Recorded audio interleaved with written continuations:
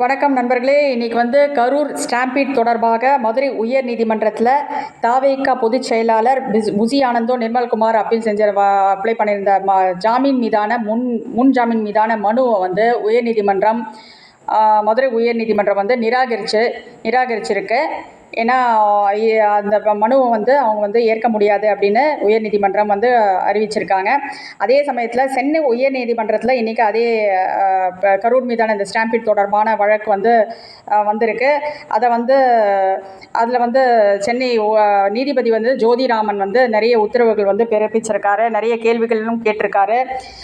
கவர்மெண்ட்டையும் கேள்வி கேட்டிருக்காரு. அதே நேரத்தில் தாவேகா நிர்வாகிகளுக்கும் நிறைய கண்டனங்கள் பதிவு செஞ்சுருக்காரு. நீதிபதி என்னென்ன கேட்டிருக்காரு அப்படின்றத பற்றி நம்ம இந்த பதிவில் பார்க்கலாம். அவர் என்ன சொல்லியிருக்காருன்னா, நீதிபதி கொஸ்டின் கேட்டிருக்காரு. விஜய்க்கு தலைமை பண்பு இல்லை. தலைமை பண்பே ஒரு கட்சியோட தலைவர் எப்படி இருக்கணும், அவருக்கு தலைமை பண்பே இல்லையே அப்படின்னு அவர் சாடுறார். நம்ம சென்னை உயர்நீதிமன்ற நீதிபதி ஜோதிராமன் கடுமையாக விமர்சிக்கிறாரு. ஏன் விஜய் மீது இன்னும் வழக்கு பதிவு செய்யப்படவில்லை அப்படி தமிழக கவர்மெண்ட்டையே அவர் கேட்குறார். ஏன் இன்னும் நீங்கள் விஜய் மீது இன்னும் வழக்கையே பதிவு செய்யலை, என்ன மாதிரியான கட்சி இது அப்படின்னு தாவேகா கட்சியை பற்றி கேட்குறாரு. இது என்ன மாதிரி கட்சி இது, அந்த கரூர் சம்பவமே ஒரு மேன்மேட் டிசாஸ்டர் அப்படின்னு நீதிபதி ஆங்கிலத்தில் பதிவு செய்கிறார். மேன்மேட் டிசாஸ்டர் அப்படின்னா ஒரு மனிதனால் ஏற்பட்ட ஒரு பெரிய டிசாஸ்டர் அப்படின்ற மாதிரி நீதிபதி சொல்கிறாரு. ஏன் தலைமறைவானார், இது விஜய் தாவேகா தலைவர்கள் தலைவர் ஏன் தலைமறைவானார் அப்படின்றது ஒரு கொஸ்டினும் அவர் கேட்குறாரு. தலைமறைவானது ஏற்கக்கூடியதே இல்லை அப்படின்றார்.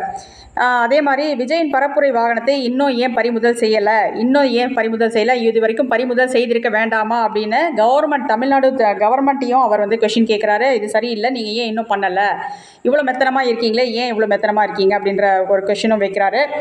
ஏன் இந்த தாமதம் அப்படின்னு கேட்குறாரு. ஒரு கட்டுக்கடங்காத கலவரம் மாதிரி இது இருக்குது.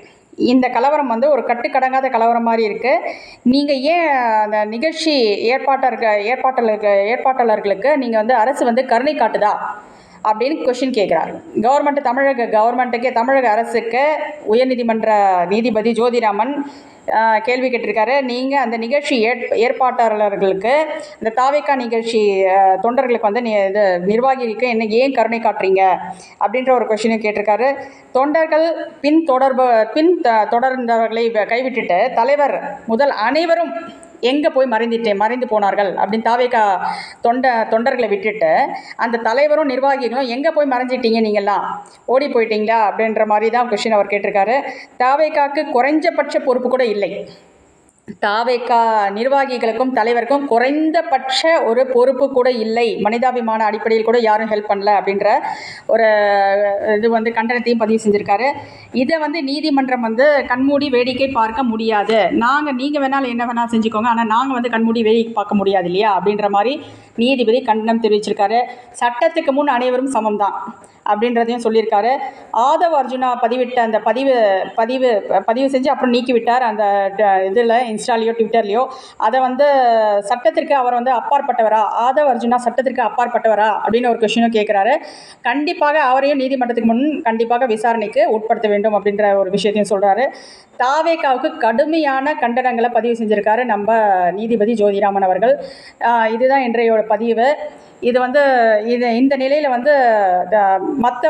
மற்ற கட்சியினர் தாவேகா கட்சியினரை பார்த்து what bro, it's very wrong bro அப்படின்ற மாதிரி பதிவுகளை சோஷியல் மீடியாவில் பதிவு செஞ்சுட்டு வராங்க. இதுதான் இன்றைய பதிவு.